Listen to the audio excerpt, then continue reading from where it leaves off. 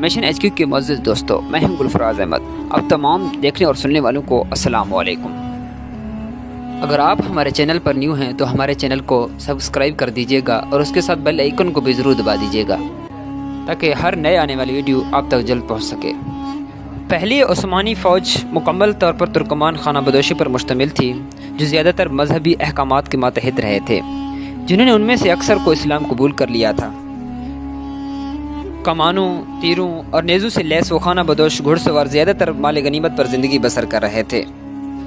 حالانکہ جو لوگ سرحدی علاقوں میں غازی کے طور پر بھیجے گئے تھے، عیسائی زمینوں کو فتح کرنے اور چھاپا مارنے کے لیے بھیجے گئے تھے، 15ویں صدی میں جاگیرداروں سے فتح کیے گئے تھے اور اسے براہ راست عثمانی انتظامیہ کے تحت رکھا گیا تھا۔ وہ خانہ بدوش فوجی اورحان کے دور حکومت میں غلبہ حاصل کر چکی تھیں، یہاں تک کہ اس نے دیکھا کہ ایسے غیر نظم و ضبط والے گھڑ سوار بڑے شہروں کا محاصرہ کرنے اور قبضہ کرنے میں محدود کام تھے۔ اس کے علاوہ ایک بار جب اس نے اپنی ریاست قائم کر لی تھی تو اسے ایسے فوجیوں کے ساتھ نظم و ضبط برقرار رکھنا مشکل ہو گیا تھا، کیونکہ خانہ بدوش اب بھی اپنے کمانڈر کی زمینوں اور دشمنوں کی زمینوں میں لوٹ مار کے ذریعے خود کو برقرار رکھنے کی ترجیح دیتے تھے۔ اس طرح ویانا مسلمانوں کی مزید پیش قدمی کے خلاف پرنسپل یورپی محاذ کے طور پر کھڑا رہا۔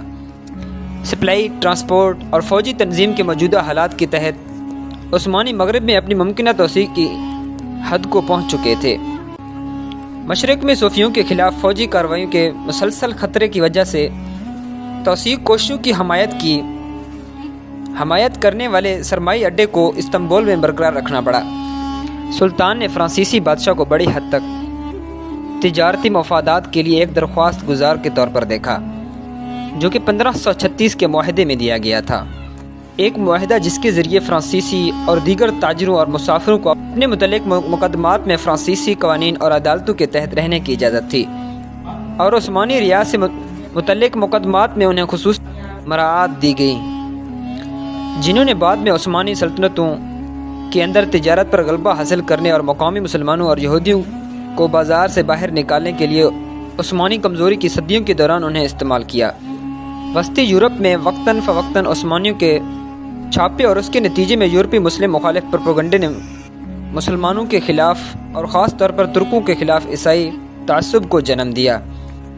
بہت سے یورپی باشندوں نے ترکوں کے عیسائی اقلیتی مضامین کے ساتھ ہمدردی کا اظہار کیا،